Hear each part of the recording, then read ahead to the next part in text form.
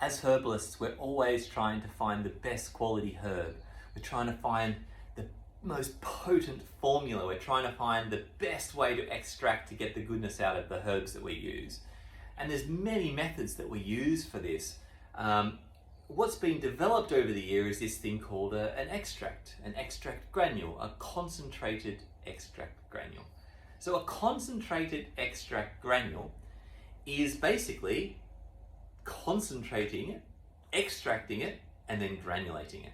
So to concentrate something, you're basically just taking a large thing and you're making it into a small thing.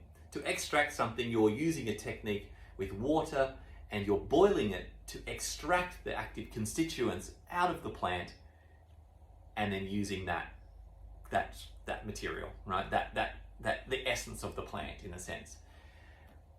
That's one method in Chinese medicine. It's called the tongue method, which is a water extraction method, and we use that for washing the organs clean. We use it for external conditions, an acute illness. There's different techniques we use for the internal organs, for tonification, for the extremities. It's a completely different method.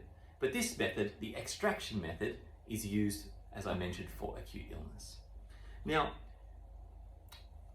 the extract method comes up with what's called the extraction ratio. Now, an extraction ratio is based off different methods, use different techniques.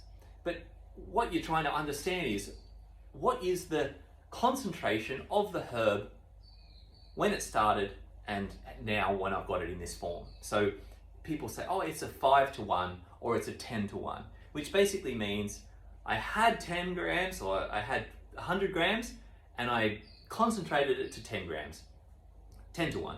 I had 50 grams and I concentrated it down to 10 grams, I've got a 5-to-1. So this extraction method is incredibly simple and it's old and it's a little bit outdated because we can, with the way that extractions are these days, it can be much more sophisticated and much more accurate and end up with a higher quality extract. So the reason that this was done was basically just for uniformity, right? For convenience and uniformity. But in terms of quality, it can dilute the product quite substantially. For example, not all herbs are the same. So minerals will extract completely different to a flower, and a leaf will extract completely different to a bark, or a twig to a fruit. They all have completely different extraction requirements, right, to get the most out of it. Some are very deep inside there and some are just volatile oils. So there's many techniques to do this. So to call something a 5-to-1 or a 10-to-1, it is based on, I had this, now I got this, it's a 5-to-1. This, that, it's a 10-to-1. That's it. It's not based on the technology, which means like I extracted it to the perfect degree to get the highest concentration per gram to then put into a granule. But that's the technique we've been using. So Andy Ellis from Springwind introduced me to this idea a number of years ago, and I had many discussions with him to try to understand and work with the suppliers and the farms and the manufacturers to find this high-end product. So what the difference is that it's what's called the source product to final concentration ratio. Now I'll explain that as well as I can. The source product to final concentration ratio is different to a concentration ratio because a concentration ratio may have a carrier, something to stabilize it in between that manufacturing process. So what happens is you have the herb, you extract it, that liquid is dried, forms into a powder. That powder is then pressed with a carrier to stabilize it, otherwise it would liquefy. It's stabilized and then it has shelf life and it has uniformity, right? It's cut to certain sizes. And that's the idea. So what you want to know is the source product to the final concentration ratio, not how much this extracted or how much I put in here. You want to know what you ended up in the product.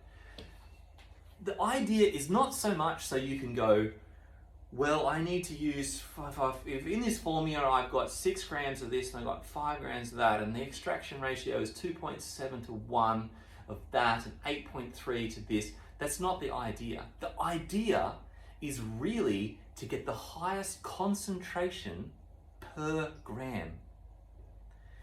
It means that whatever the herb needs, we get the best extraction out of it, and then use the minimal amount to get the best end product.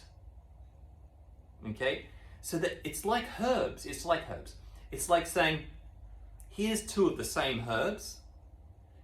This one's grown terribly and just like by the side of the road, and I picked it up in my, my auntie gave it to me. And this one's saying, this was grown in the like original growing regions of the, mountainsides in some misty valley, right? Like this is really the difference.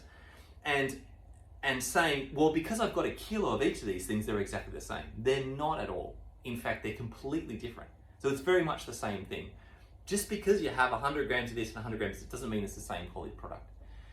So it's about having the best thing you can possibly have in that thing. So that when you get to clinic, you're using, for every gram you're using, it's the best you can possibly use. And then your clinic, the feedback that you get from your patients will inform you on how you need to modify those formulas. If you're doing certain things in that formula that you're achieving, but then something's not being achieved that formula should achieve, it may be due to the concentration of that. It may be to that herb. And so, in the same way that you would do that in clinic with raw herbs. This year the particular herb is just not that great. But this year it's really good. So you do adjust accordingly. So that's just really good clinical practice. But without any of that sophistication, and you just want to simplify it, you just know when you do this method, the highest concentration is in each gram. And that's it in a nutshell. I hope that's informative. There's so much more on this subject, and if there was more time, I'd go into it. But until next time.